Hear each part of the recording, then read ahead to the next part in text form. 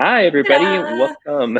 Thanks so much for stopping by. This is a interview with Whitney, Strix, Beltrán. My name is Ross Cowman. I am the interviewer. But yeah, let's just yeah. So thanks for showing up. I'm really excited. Thank you so much, Whitney, for agreeing to do this interview.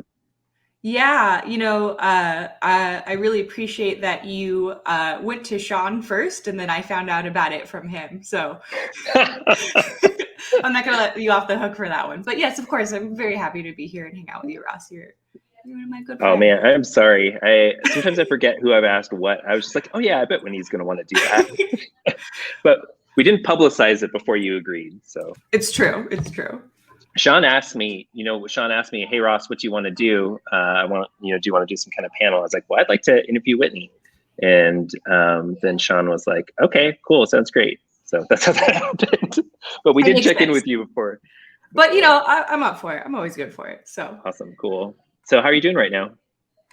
I'm doing good. It's 10 a.m. This is when I start waking up. Yep.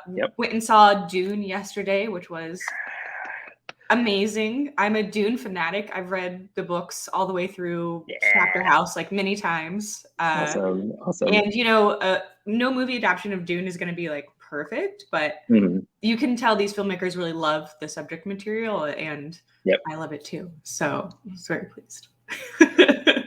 Oh man, there's so much I want to talk about Dune. Maybe I can figure out a way to like kind of loop that into this interview about narrative design.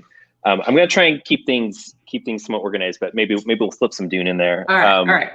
So yeah, so the subject of this interview is it's called from tabletop to console, and you have this really kind of unique position in our community where you are someone that is both a celebrated tabletop an award-winning tabletop role-playing game designer. Bluebeard Bride's the game most folks are aware of, but you've also, been a contributor to many other projects, many projects that I've worked on.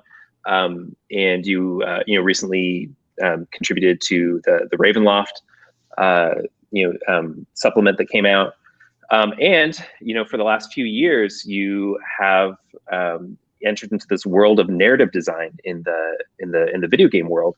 And we've had we've talked a little bit about this in private, but I just thought that it'd be really great for folks in the community, both game designers. This talks for people that are maybe game designers that are looking to maybe take some of those lessons that can maybe learn a little bit from what you've done in the narrative design world. And also maybe folks that are interested in getting into narrative design. I think those folks might be interested in this as well.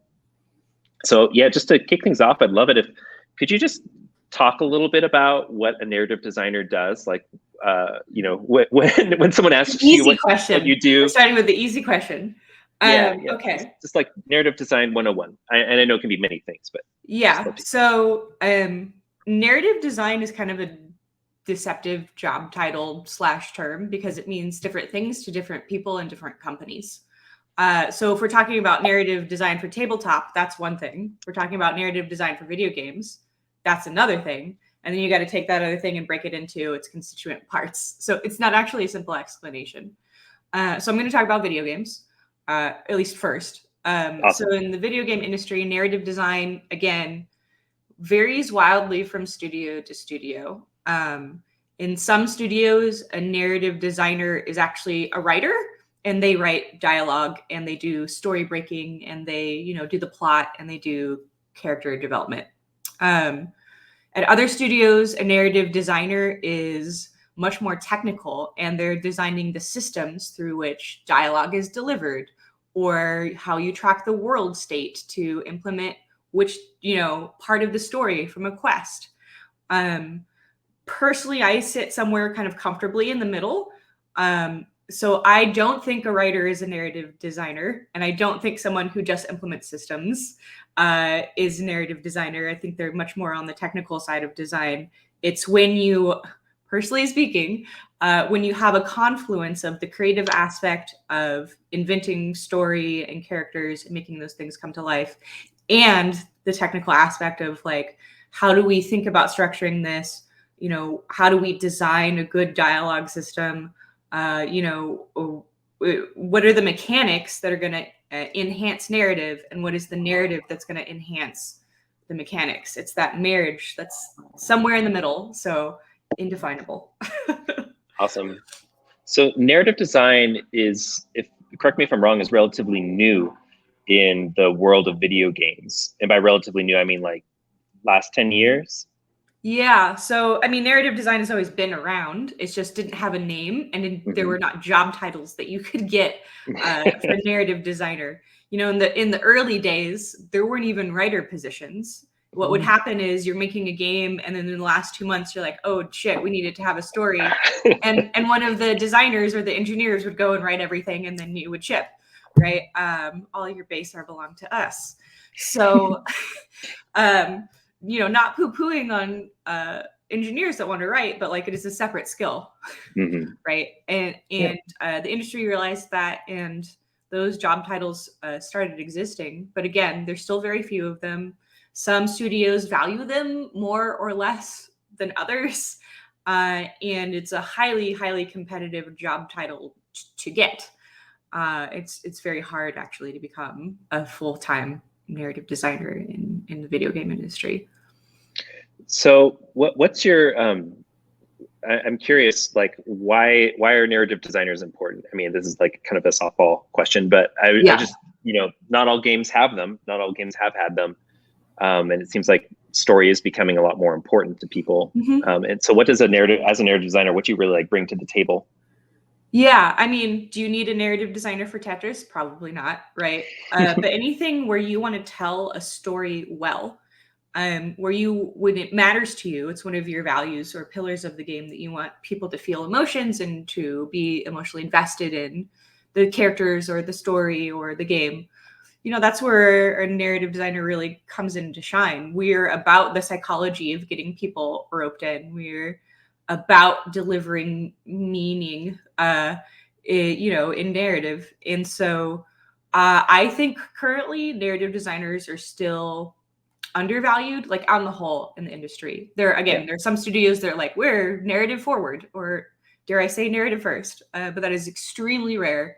And there's still this idea that gameplay is king, which means gameplay trumps everything else. Now, there's a kernel in truth in there where like your gameplay better be good. Your core gameplay loop better work. But there are many games where they had clunky you know, gameplay. People loved it because of the story, right? And the other way around, where maybe the story is really clunky, but the gameplay was really good.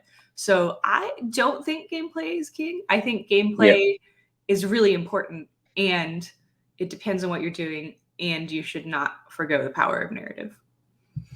So you mentioned, you know, one of the role of the narrative designer in really like creating those characters, and you know, and I think that one of the things that when I'm playing a video game, that's one of the first things that really draws me in is like, who are these characters? You know, who's the protagonist? You know, the person that you're going to have jumping around or whatever.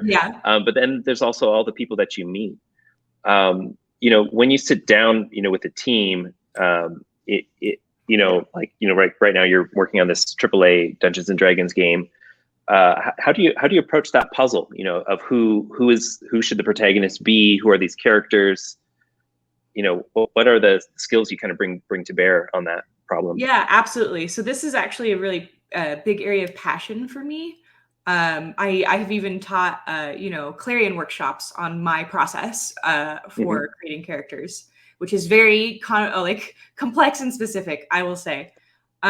So first of all, you know, the question is like, do you get to decide who the main character is? In some games, like Holovista, there is a definite main character, right? In Holovista, it's Carmen, and she's got a personality, and you know what she's about and what makes her tick and what her arc's going to be.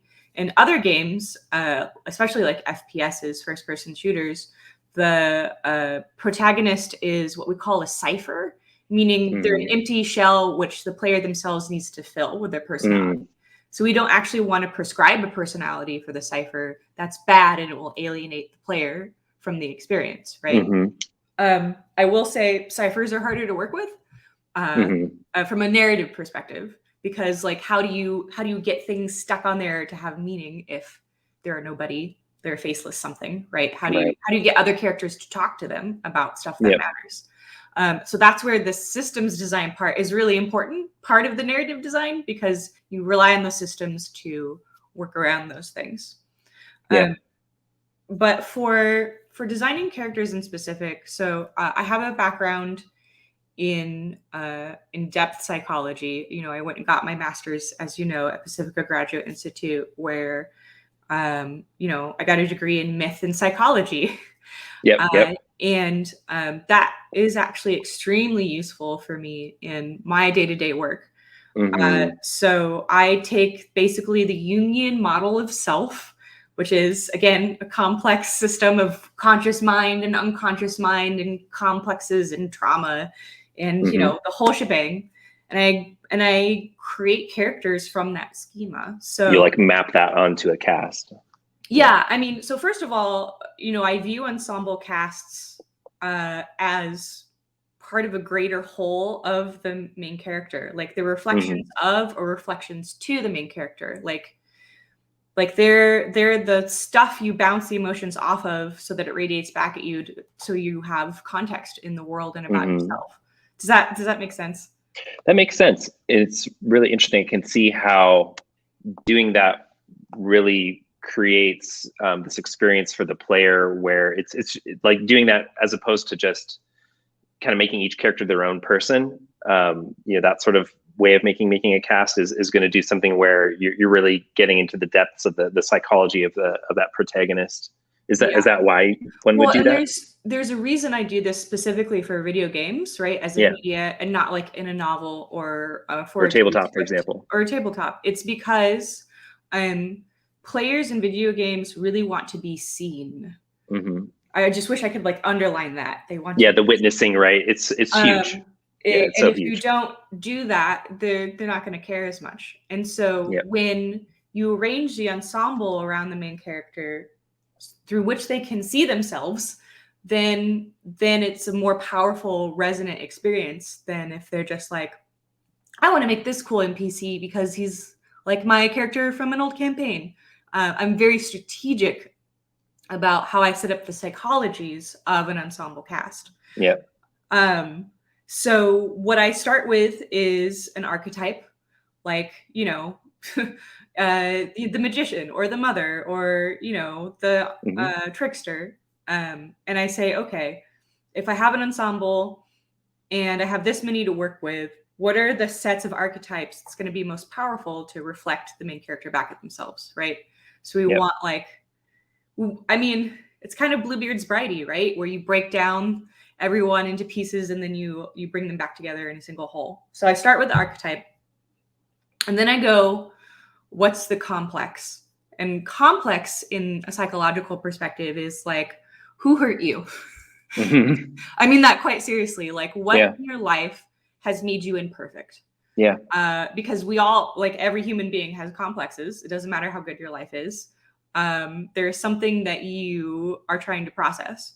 So it could be like your parents didn't love you, somebody was murdered, you were insecure, like whatever it is.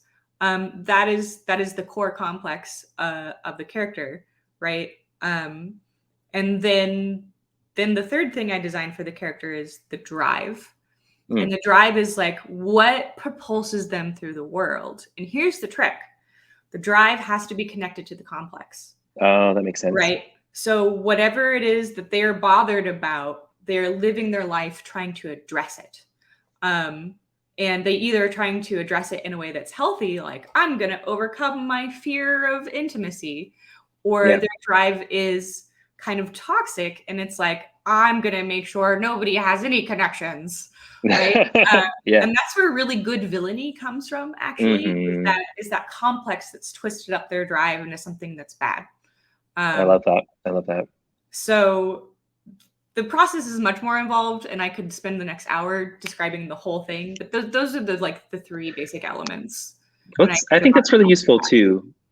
Yeah, and I think that's really useful for folks too. Also knowing that what you're really trying to, one of the things you're trying to do here is fill in for this kind of need of witnessing. Whereas like in a tabletop game, that's one thing we have an abundance of. You know, we're all sitting there looking at each other Whereas here, you know, you're kind of creating the system where it's kind of doing that, you know, for the protagonist. Mm-hmm. I wanted to, you know, I'm a little interested. So we've talked a little bit about character design, and then how about plot? You know, where's as a narrative designer, how do you see plot as like relating to or separate from character design? And what's your process like working at so it? I think plot for me, again, I can only speak to my own skill set. Yeah, totally. Is driven by character design. I Mhm. focus on character-driven storytelling. Yep. And what that means is, generally, if I've done the hard work to set up the characters well, Mhm. I should be able to intuit their paths and their Mhm. arcs and what they're going to do over time. What's going right? to happen if I put these two people together? What's going to happen if What's going to happen if this person faces this kind of quandary, right? Yep.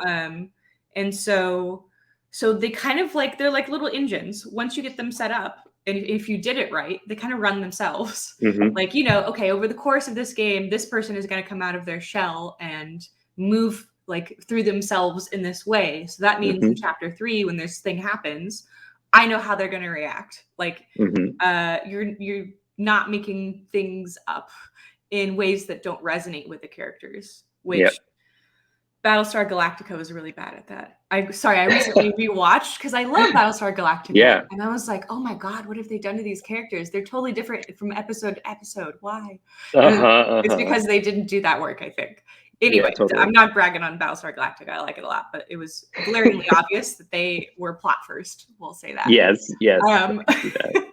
So, you know, plot for small games is intimate and very much about nuance, and you can really dial into the very subtle things. Plot in big games has to do that, and also take 100 hours to complete, right? So side quest. So it's a very different kind of beast, and it's honestly like it's not something you can do alone. At my current job, I'm a narrative director. I have people who work for me, and you have to be able to implement that as a team. Like, even if I wanted to control everything and every nuance and make it just right, it's not really possible. Not gonna happen. Well, there's another strategic, you know, consideration here, where if you still want the vision to live through the end of that process, you have to think about theme. And when it comes to plot specifically, it is character driven, right? The engines are running, but everyone has to understand what they're running to. Like, what's our vibe? What are we matched to? What's the general sense of where we're going? And that's where theme comes in. So theme is really important, not just so that your team can easily grok, like, okay, this is how I need to steer this, but also the relationship to moment gameplay and moment to moment game mechanics. So in an ideal scenario, the narrative themes of a game is really strong and clear. Like, the person in my position has done a good job to set that up, and everyone in the studio understands it because it's easy to understand and remember. So that way, when, you know, the combat designers or the puzzle designers or whoever else is designing their thing in their corner, they go, oh yeah, the theme is like this, and I can make this mechanic evoke that theme in this way while still delivering like really great moment to moment gameplay. In fact, if I do that, it's better. So narrative is not just like in their corner thinking about the story. The ideas of narrative have to successfully penetrate the rest of the studio in a way where it's understood and people can work with it, and non-narrative people can go, aha, I get it. And that is an aspect in larger scale projects that some people miss. It's got to be a big challenge. It's really important. Yeah. So, what are some games that you think have really just nailed it some video games that have really nailed it from a narrative design perspective? I mean, I think we should talk about Horizon Zero Dawn.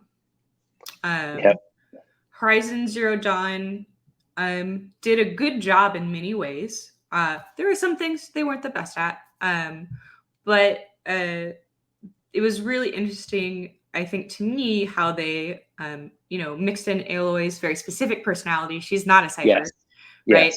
And that's kind of become a little more popular. I've seen recently. There's been more games where that protagonist is a character.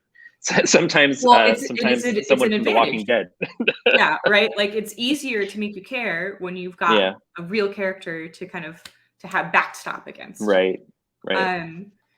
I think if you've played Horizon Zero Dawn, you know, the mechanic about being seen and expressing yourself is interesting in that you basically have 3 choices when you're approached with something big where you're like supposed to express yourself. Like, I think it's heart, brain, and fist, right? Are the icons. And it's supposed to be like, I am going to show that I'm empathetic in this situation, or I'm going to be the smart one here, or like, fuck you, I'm just going to knock you down. Yeah. And that's a really cheap, easy way to make the player feel seen.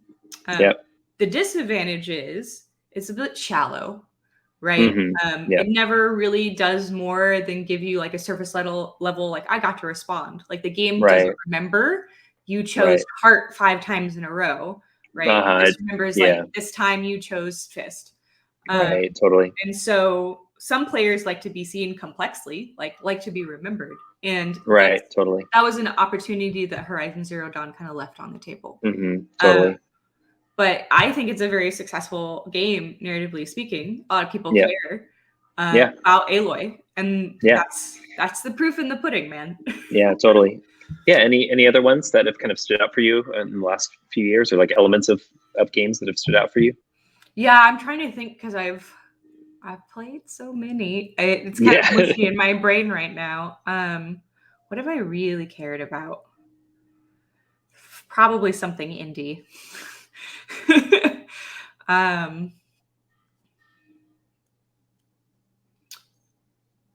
Oh, you know what? I'm going to be obscure because that's my right. Do it. So, Tacoma. I don't know if you've heard of Tacoma or not. I've heard of Tacoma. Yeah, it's on my in my Steam queue, waiting to be played. You should play it. So Tacoma is a short, easy game about being in space and kind of putting together what happened to a space crew. And it's indie, so it's a little thin in some places. But what I like about Tacoma is it has an ensemble cast.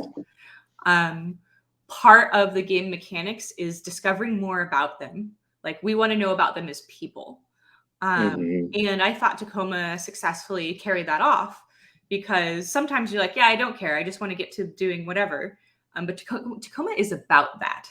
And so I think it's a good example to study for, like, okay, oh wow, I really care about this relationship for these 2 people who I've never met and never seen, who were on the ship ahead of me.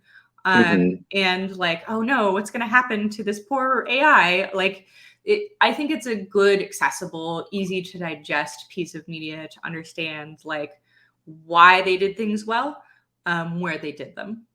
Yep. Cool. So you've talked a lot. I want to shift gears a little bit into talking a little bit more about tabletop specifically. I've heard you say in the past that you felt like tabletop design and your background in tabletop was a bit of a secret weapon that you had to bring to the video game world. And I think folks might be interested in hearing you maybe expand on that a little bit. Why is it a secret weapon for you? Yeah. So, my history is that I ran and designed LARPs for a long time, and then moved into tabletop and created and thought a lot out loud with other people, and then, kind of transitioned over to video games. And I called, tabletop and my analog experience my secret weapon, because I learned design without the rigmarole of coding or the technical aspect that you find in video games. I don't want to call it pure design, because that's not what I'm looking at, but it is the high level thought process that you get in narrative design and tabletop that you can't escape by going, I'll solve this with code.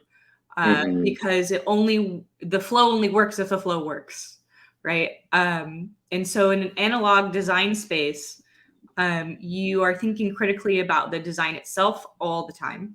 And that's all you have to work with. Rapid prototyping, you do it with note cards, right? Flow experiences, you do it sitting at a table with people. And so there is no technical element, one, to mess you up, or two, to distract you. So I learned like the core like deal with like what makes design good on a big brain level, on a galaxy brain here, the galaxy brain level. So then by the time that I got to video games, I was like, oh, I actually know how to do all of this stuff. I just need to like brush up on my technical skills. And solid design theory, right? Solid design understanding was the core of what I brought with me from tabletop to video games, and it's served me extremely well. That's awesome. So with your current, and I know you're currently dungeon mastering a 5e campaign for your Hidden Path teammates. Oh, and someone was asking also if you could maybe really quickly, what's the size of the team you're working with now? Someone was curious. We are growing. I think we're around 40 right now. 40 people. Wow, cool. Yeah, somewhere in there. How many people are at the table in your game? Not all 40. I think we have 5. 5, cool. Yeah. So I'd love for you to talk a little bit about what that's like. I'm imagining that all these people have played role-playing games before. Has this had any impact on your team? So not everybody at the studio has played D&D before. Not everybody, is a fan of D&D. That's normal. But I'm running the game, one, because socializing with people makes for better working relationships. And that's great. But two, like I want to give some of the people in the group an experience of D&D so they have context. Because there's so many different cool things you can pull out of context that you don't know that you're missing if you don't have that experience. So I'm actually running a homebrew setting. I'm not running a D&D setting. But basically what I'm trying to get them to experience is like the arc of a 4-hour like jaunt on a Sunday, and then like the coolness of like when an enemy turns on you, is it actually the good guy, or any of the tropey stuff. And it's also good for me to like remember how to run D&D. It's been a minute. And also like playing with like the new classes and like some of the newer errata, like it's just staying current, which is important. Yep, totally. So have you noticed like do you feel like that's changed for your team, like any of their perspectives, or has that had an impact on any of the work that's going into the game that you're making right now? I mean, I don't want to speak publicly for other people who have private lives. But I think my apologies. Question retracted. Wonderful. Cool. Well, I'd love to touch a little bit on some of these questions that Gemma's been gathering from us from the feed. Sure. So maybe I can just kind of do some of these. That works with you. Let's see. So the first question here: what skill set translates best from TTRPG narrative design to video game narrative design? I think we actually just answered that one, which is the core logic of narrative design. Yeah, sounds great. We can rapid fire through some of these. Okay. Can you discuss the difference in team size? I think we kind of talked about that. So you're working with 40 people right now. What was Bluebeard's Bride? Well, you had like maybe a dozen. Bluebeard's Bride was 3 people. Well, is three, but then you had 3 that you were working directly with, and then all the artists and everything. This is kind of let's see. So what's the production process like? I think we kind of went over that.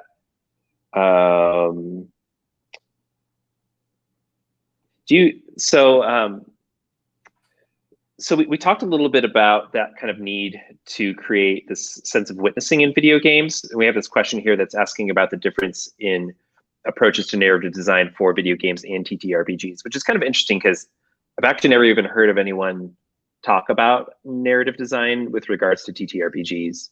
It's just kind of something that the one person that's writing the game does,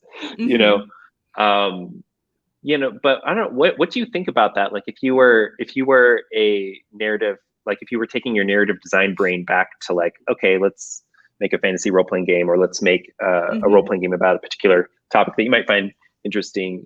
What kinds of skills would you be taking into that space now with where you're at?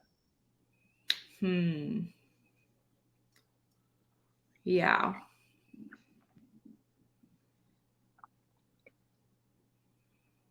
It's a hard one, actually. It's hard for me too. That's why I'm curious. Yeah. Hoping you had a good answer. So I think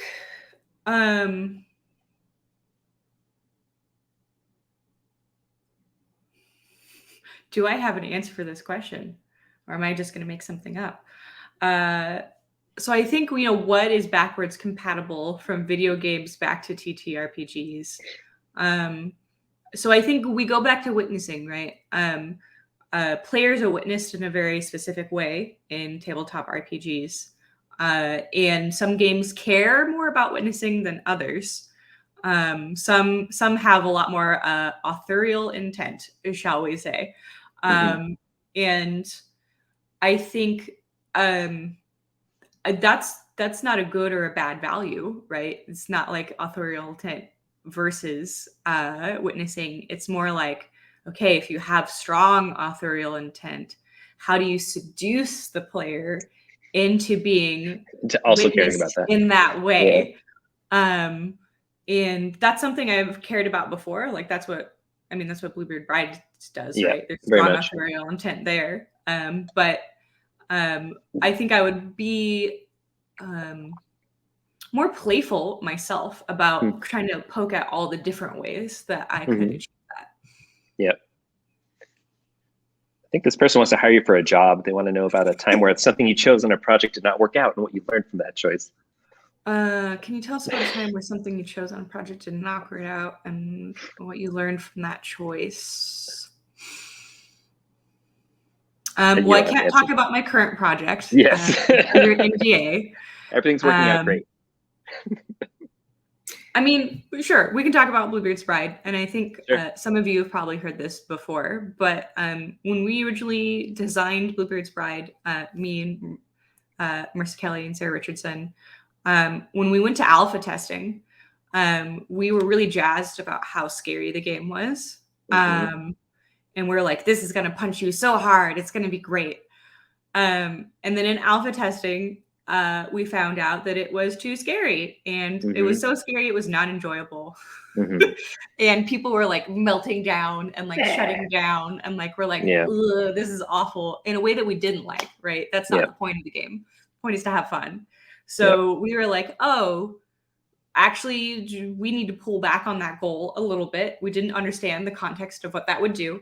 And we redesigned pretty heavily from alpha to beta, where, alpha brought the terror up to here and then left it here for the whole game. And that's psychologically not sustainable, actually.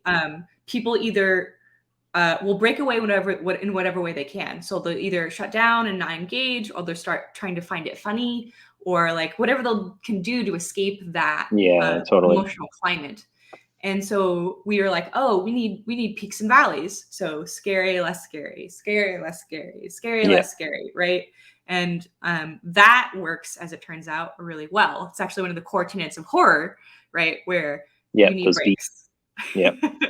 Totally. So, one thing I really loved about my experience playing Bluebeard's Bride was the opportunity to experience, feminine horror.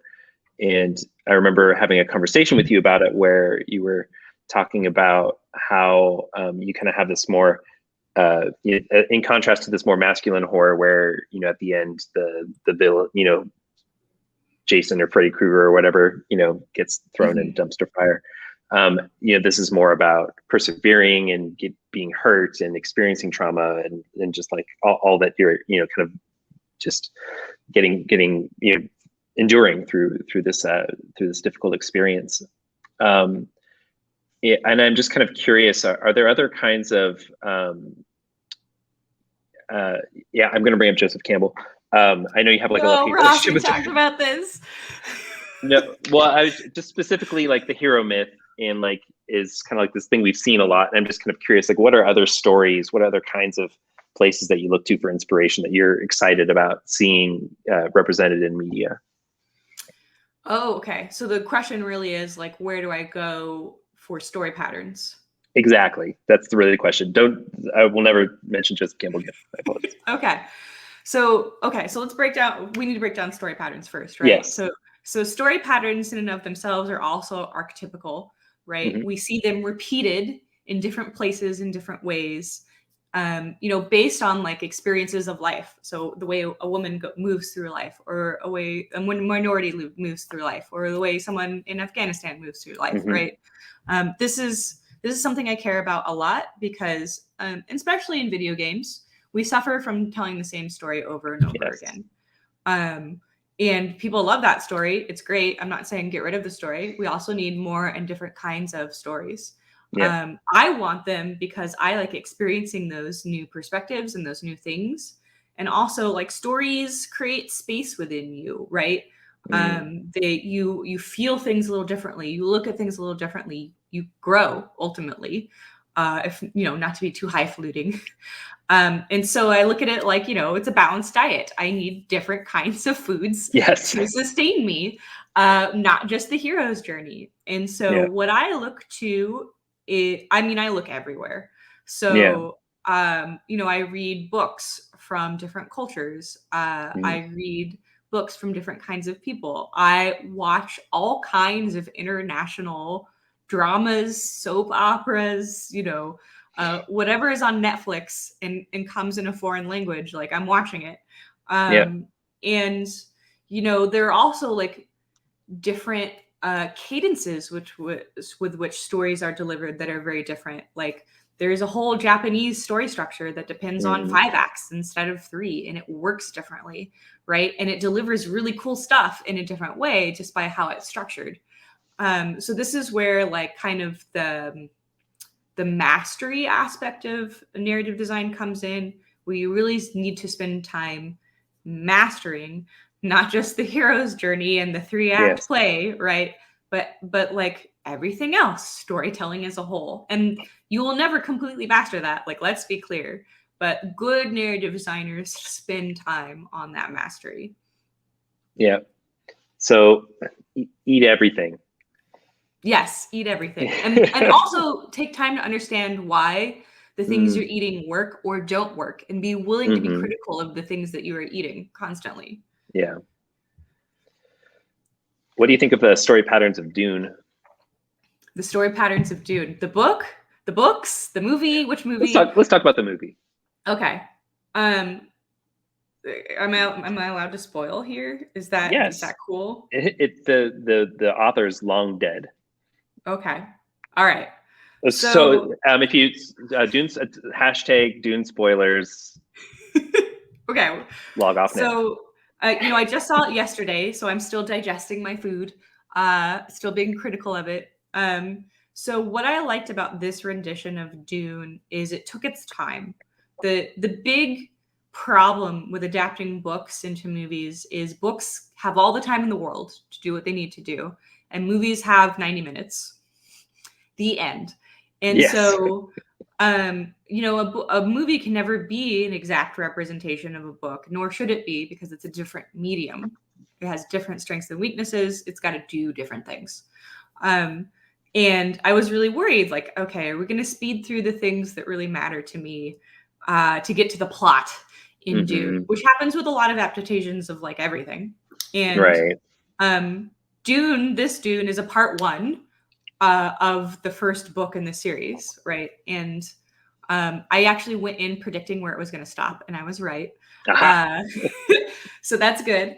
But basically, like, you just give things more oxygen here. Now, not everything got more oxygen. Some things got less oxygen. But the director, you could really tell, and the writer knew emotionally what they felt like we needed to spend more time on, and which people we needed to spend more time on and let breathe. And that came at the cost of like spending less time with more minor characters that maybe had more nuanced roles in the book. But I think it served the narrative as it's delivered in the movie much better. And so I kept watching it and really enjoying it, but having this fear, like kind of like the edge of my consciousness, like, oh, they're going to speed up any minute now. Oh, they're going to speed through this. Oh no, they're going to cut this. And we're going to get to like that feeling of, okay, we're just kind of like sprinting through the story. And it Uh-huh. never happened, and I was really Good. glad. Yay. It's wonderful. It's wonderful. Yeah. And that's another interesting thing. Like kind of one of the themes of this interview is like transmedia interpretation, or like, both the like skills translating from being interpreted from one media to another. And we see that's one place where we've seen that a lot is, in the movie world, with books being translated into movies, and the different things that work in one format and work in the other. And in some ways it's kind of making me think, and I'd be interested to hear what, how you feel like, what are the differences between tabletop role-playing games and like a video game, an electronic role-playing game? Is it a space thing? Is that like the thing we have an abundance of? We were talking about witnessing. There's a question about witnessing. That could be a thing that someone, maybe you could talk a little bit about. But I'd be kind of curious, what do you, when you're playing a video game versus when you're playing a role-playing game, as a player that also has been on the designer side, what's your experience like now? What do you see in the differences between those two mediums? Yeah, so an interesting thing to consider is the medium themselves influence what players expect. And what I mean by that is video games have players trained to expect certain kinds of things. And it's by the culture of video games and how they're done, not by like just the essence of how video games work. And tabletop RPGs do that too, but in a different way. So tabletop audiences expect a different thing based on the cultural loop that is tabletop RPGs, right? There's cultural loops involved here. Yeah. And so video game audiences are trained in really specific ways to expect a dopamine hit basically every 30 seconds or so. That's kind of the golden rule is something cool better be happening about every 30 seconds. And you have to design for that. And, we're kind of moving away from that in some spaces in video games. Certainly in the indie circuit, there's all kinds of wild exploration that's really cool. AAA, though, is the most conservative and the slowest moving, right? Because the budget's really big. The rooms full of executives are very conservative about where their money goes. It's just a conservative, section of the territory of video games. So we're getting there, though. We're starting to change and challenge and remold expectations. There's been some big successes, like Breath of the Wild was a very spacious game, by modern standards. Yes, but every 30 seconds something interesting happens. Yeah, that's true. That's true. Whereas tabletop is, by default, more collaborative and community oriented. You're not catering to a player. You're creating a space where players successfully engage with each other, right? And so you have to kind of scaffold that collaboration in a way that is hopefully pro-social, if that's your intention, or anti-social, if that's your intention. Though be careful with that, obviously. And kind of like seamlessly lures players into having a good experience without them needing to understand why or how. Yeah. Right? You as the designer have to be clever enough, again, to seduce them into having the experience that you want them to have while preserving their agency. So agency is a really big, again, underlying word in all of this discussion.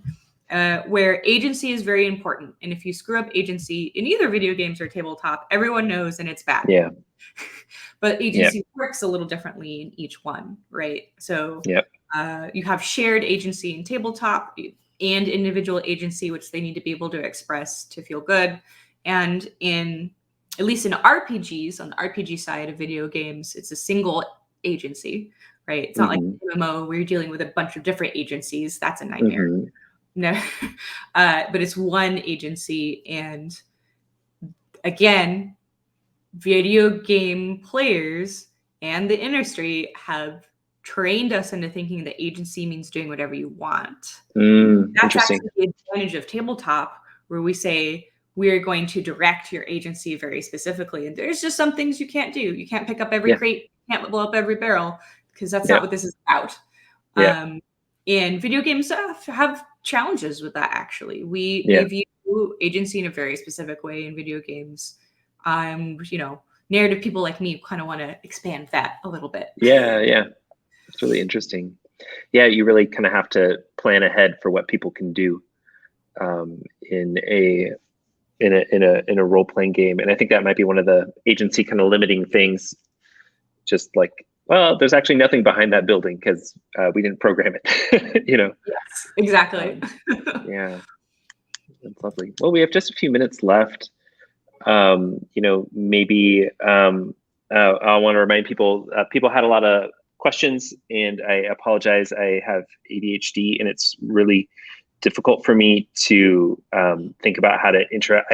I don't have the skill of being able to seamlessly weave in lots of contributor questions while I'm trying to also listen to Whitney and conduct an interview. Good job. Okay, thank you. So I did the best that I can, and you have a lot of great questions there. And please, continue this discussion in Discord. That there will be a post-panel chat room. And I think it's a great, hopefully you folks can talk about this, and this can help, just help you to maybe see video games a little differently, maybe see your tabletop designs a little differently. Any other kind of last things you wanted to talk about, Strix? Any other thoughts that are bubbling up? Well, I just want to say thank you, Ross. This has been a good way to spend the morning. I appreciate it. All of you folks watching, I see you in Twitch and in the Discord. It's lovely seeing you all again. Hopefully next year at Big Bad Con, we can all do it in person. Dear God. I'm ready. I love narrative design. It is a challenging, dynamic skill set and job where you're always learning and changing. That's part of why I think I'll stick with it long term, because I'll never get bored. And you don't have to be a AAA dev to be a good narrative designer. Experiment, think, consume media smartly, and train your empathy, because empathy is kind of a secret weapon. If you can understand how other people work and why, and care about that, that's gonna make you a really strong narrative designer. Yeah, that's awesome. Cool. Well, we have 2 minutes left. Just gonna stretch a little bit. Where can we find you online, Ross, for more of your interesting work in public life? Yeah, so if you're interested in what I'm doing, you can find me at Ross Cowman on Twitter, where I talk about role-playing games and mostly tabletop. And also, if you go to heartofthedearnicorn.com, you can find the games that I've made over there, as well as some other games that I think are cool. That's where I'm at. Cowman on Instagram. I don't know. I don't use it very much. I'm actually trying to get away from the. I actually just got rid of my smartphone a month ago, which is difficult, as one might imagine. Horrifying. But I am reading so many books. Oh my goodness! That's good. Yeah, I think I read 2 books this past week alone. So I've been busting through them. City of Brass, which is really good if you want a not white guy fantasy. It's a good one to check out. And Into the Woods, which I read recently, which is good. Anyhow, it's time to start wrapping up. And you said strixworks.com. Who am I and where can you find me? Who are you? Where can we find more of your So again, my name is Whitney Strix Beltrán. You can find me on Twitter. That's where I live, at _Strix, STRAX. I have a website. It's linked there. I am a professional narrative designer, director at Hidden Path Entertainment on the upcoming AAA Dungeons and Dragons game. So thank you again, Ross. Thank you, everybody, for joining us today and your wonderful questions. Have a wonderful rest of the day. Take care, everybody.